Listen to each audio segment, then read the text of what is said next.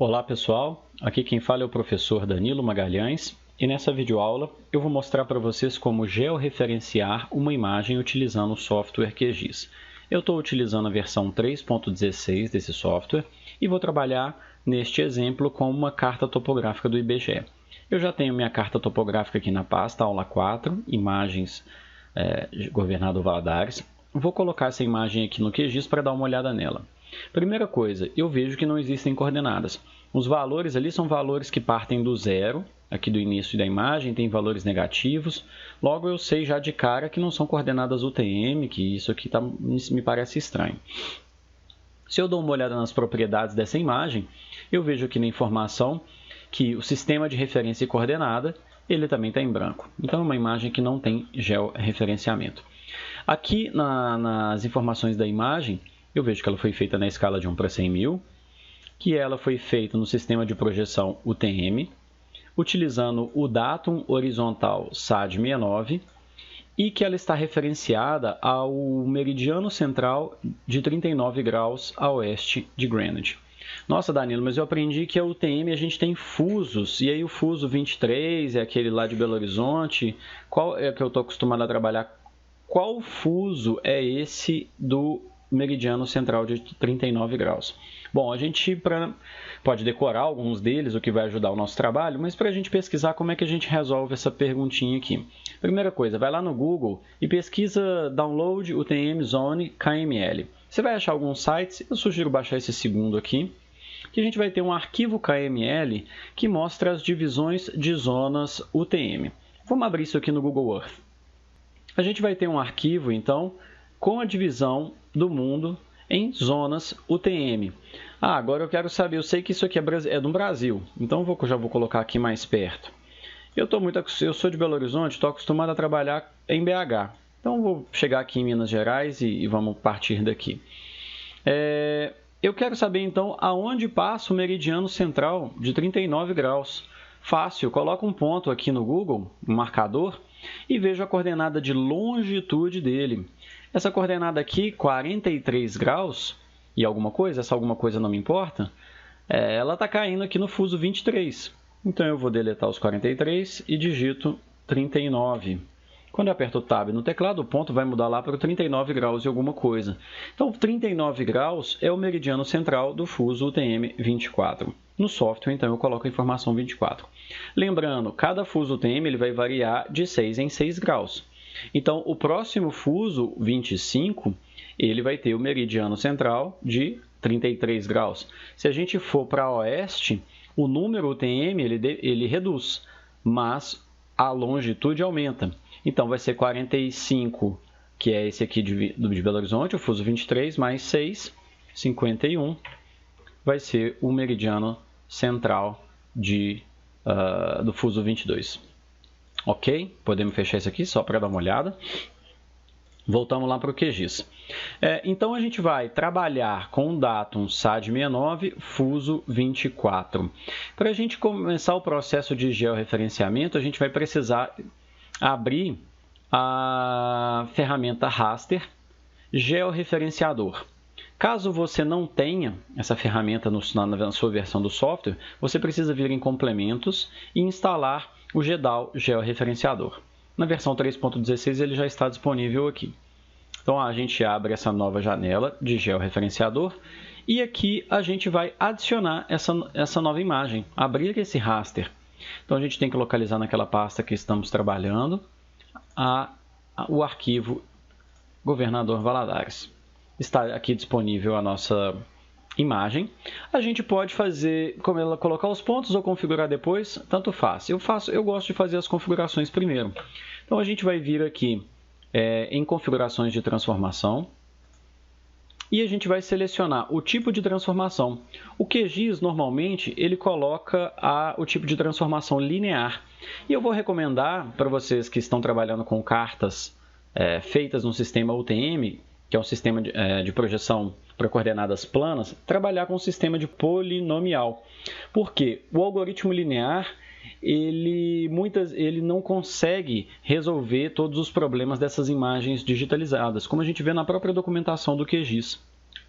Já os arquivos polinomiais, eles conseguem fazer os deslocamentos de escala, translação e rotação, e a partir do polinomial de segunda ordem, ele consegue também trabalhar com a curvatura. Nesse caso, a curvatura não é necessária porque a gente está trabalhando com um sistema de coordenadas planas, que é a UTM. Então, a gente vai trabalhar com um polinomial. Método de reamostragem pode deixar o vizinho mais próximo. E aqui é importante a gente colocar o sistema de referência e coordenadas do alvo, ou seja, da imagem que a gente está georreferenciando. Para localizar, caso você não tenha aqui, basta clicar aqui nesse botãozinho à direita. Então, a gente vai ter que colocar aqui SAD 69. SAD 69 apareceu para mim. Sistema de referência aqui vão ser das coordenadas planas, só para mostrar aqui que ele tem diversos. Então, eu quero SAD 69. O original não é aquele reeditado em 96. UTM, zona 24S. E ele mostra aqui na telinha onde que passa esse sistema. Perfeito, basta dar OK. E aqui eu escolho qual é o nome do arquivo que vai ser modificado, que vai receber essas coordenadas. Então, para eu lembrar que eu fiz em SAD, eu vou colocar governador Valadares, underline, SAD 69. .tif, que vai ser a extensão desse arquivo. Tipo de compressão a gente não precisa colocar, mas se a gente quiser criar uma imagem compactada para ficar mais leve, é possível. Não é recomendado. O restante pode deixar como está. Basta dar OK. E agora a gente vai então adicionar os pontos de controle. A gente usa essa ferramenta que é adicionar um ponto e vamos localizar os pontos na imagem. A gente deve colocar no mínimo 4 pontos de controle, que são aqui de preferência nas extremidades da imagem, assim a gente consegue já referenciar bem toda a imagem, mas eu vou recomendar colocar um 5º ponto de controle, porque assim a gente consegue, o software faz uma melhor triangulação dos dados, né, tendo esse intervalo de distância aqui entre os pontos. Eu vou começar aqui do ponto mais a sudoeste, mais embaixo à esquerda. Vou dar o zoom. Essas linhas aqui eu vejo então aqui embaixo as coordenadas leste, ou seja, as coordenadas x, né, que vão variar de leste para oeste, e eu vejo essa linha aqui então que está subindo, é a linha referente à coordenada x que está aqui embaixo. Essa aqui à esquerda é a linha referente à coordenada norte, ou seja, a coordenada y. E essa linha vai passar aqui nessa direção, aonde todos os valores terão a mesma coordenada norte. Esse ponto de encontro, então, eu tenho o valor de x e y, ou de leste e norte. Eu vou dar o zoom no ponto de encontro para pegar ele bem preciso. Essa linha está aqui com esse ponto, posso pegar esse pixel, dou um clique na tela e agora eu tenho que digitar x e y. Legal que o software me permite tirar o zoom. Um ponto já foi clicado. Então, eu posso tirar o zoom para ler essas coordenadas aqui embaixo. As coordenadas UTM, elas são digitadas no software em metros. Mas na carta aqui do IBGE, algumas vocês vão ver que estão em quilômetros, tipo essa 192. Mas agora eu estou trabalhando com a 188.000, que é esse valor já em metros. 188.000 metros. 192 já é quilômetros, olha lá, 192 quilômetros. Y norte, 7.900.000, 3 zeros ali para metros. 7.900.000 metros. Dou OK. Ele já coloca esse ponto aqui para a gente. E agora a gente passa para o próximo. Eu gosto de trabalhar primeiro com as extremidades, porque assim eu já faço um ajuste leste-oeste e também norte-sul. Então eu vou para a segunda diagonal, para a diagonal oposta. Vou pegar esse ponto aqui agora, x232, aqui quilômetros eu vou transformar isso para metros, colocando mais 3 zeros, e 7948, também colocar mais 3 zeros para virar metros. Então, eu vou dar o zoom aqui, vou pegar o ponto de encontro, vou adotar esse pixel aqui como o pixel do ponto de encontro, essa coordenada, vou tirar o zoom, digito x 232.000, y 7948.000. Ok. Temos o segundo ponto. E agora eu repito essa operação mais 3 vezes. Vou colocar os pontos nas duas extremidades e depois procuro um ponto aqui no meio para favorecer essa triangulação dos valores. Vou acelerar o vídeo aqui para mostrar mais rapidinho.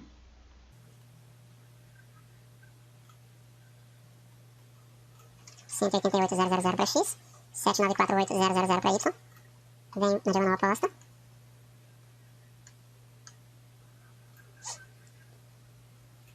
$232.000, 7900000 para Y.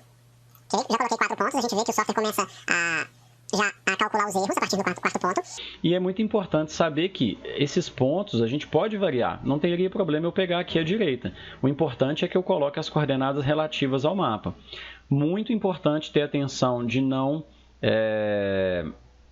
inverter x com y, porque isso aqui vai gerar um erro absurdo na sua imagem, logo você vai ter problema com o seu georreferenciamento. E não se esqueça de digitar os valores corretamente, né? Colocando ali x e y da maneira adequada. Se você precisar excluir algum ponto, basta clicar aqui nesse ponto com o botão direito remover. Se você simplesmente apagá-lo, ele deixará de ser considerado nessa análise, logo ele também não vai ser feito aqui o cálculo do erro em relação aos demais pontos. Eu vou colocar um quinto ponto aqui central, é um pouquinho mais chato, mas a gente vai com calma aqui que vai dar certo.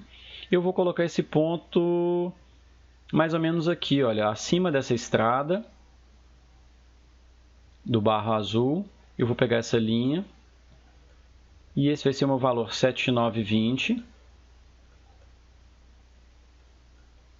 7920 nessa linha de cá. Então eu já vou marcar o ponto e depois eu desço ali embaixo.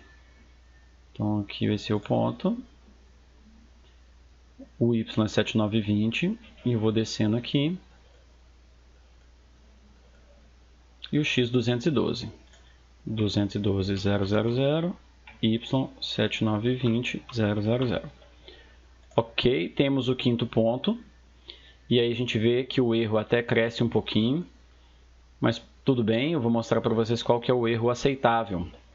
Quando a gente trabalha com o mapa que a gente está georreferenciando, se ele é um mapa que foi feito, né, como esse aqui antigo, de modo analógico, e que a gente agora tem que ver o valor da precisão desse georreferenciamento, a gente vai trabalhar com o padrão de exatidão cartográfica, que para produtos analógicos antigos, ele adota um erro máximo dentro da escala do mapa, o erro de meio milímetro. Então, meio milímetro na escala de 1 para 100 mil, a gente pode fazer essa conta, digitar 0,5 vezes 100 mil, e ele vai dar um valor de 50 mil milímetros. Milímetros, centímetros, decímetros, metros, ou seja, um erro de até 50 metros é o erro permitido nesse mapa, porque menor do que isso seria imperceptível. Para conhecer um pouco mais, vocês podem pesquisar aí no Google o que é padrão de exatidão cartográfica, e vocês vão achar essas tabelinhas como essa daqui, onde a gente vê que o padrão de exatidão cartográfica classe A, para uma escala de 1 para 100 mil, ele vai ter o erro máximo permitido de 50 metros. Isso para produtos antigos, produtos analógicos. Para produtos recentes, que são esses produtos cartográficos digitais, o erro máximo permitido seria de 28 metros.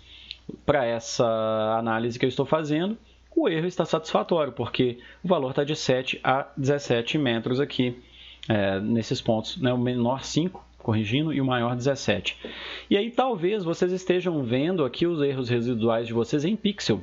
Para mudar isso, para vocês verem em unidades do mapa, que é, nesse caso aqui, o valor métrico, vocês vêm aqui em opções, configurar georreferenciador, e aí vocês trocam, ao invés de unidades residuais pixels, troca ela por unidades do mapa, se possível. Quando dá OK, vocês vão ver aqui que o software passa a trabalhar com unidades do mapa, e esse erro deve ser menor do que meio milímetro na escala do mapa.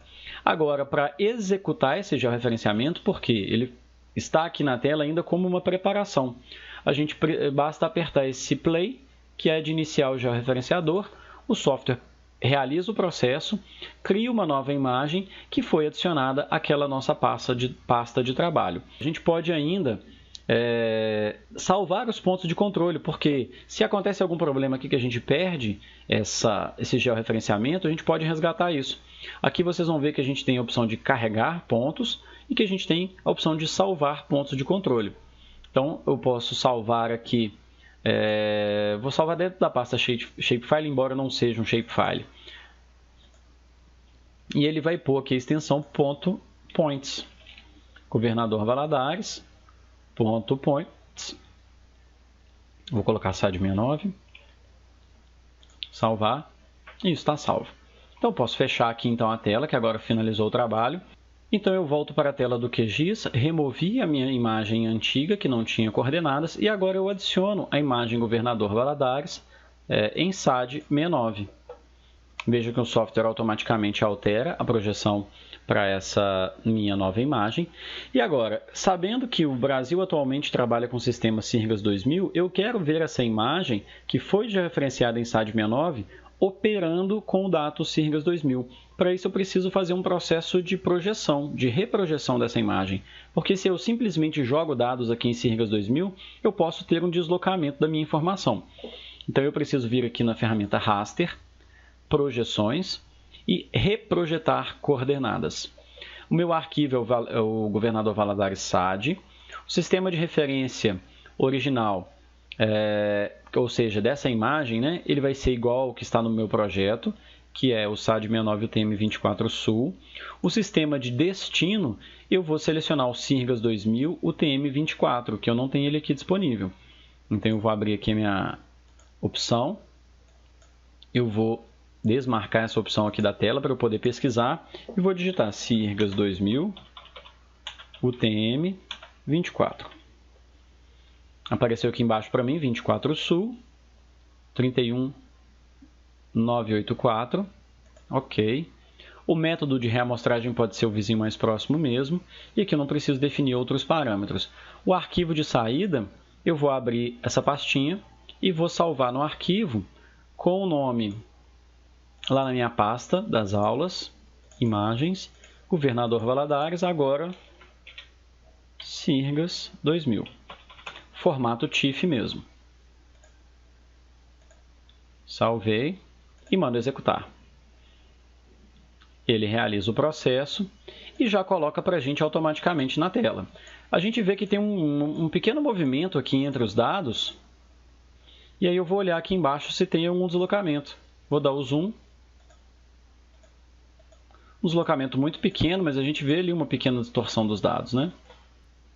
É interessante a gente observar que nessa localidade e com esses dois datums que a gente trabalhou, o deslocamento foi muito pequeno, praticamente imperceptível. Porém, em outras localidades e também com outros datums, a gente vai ter deslocamentos mais importantes.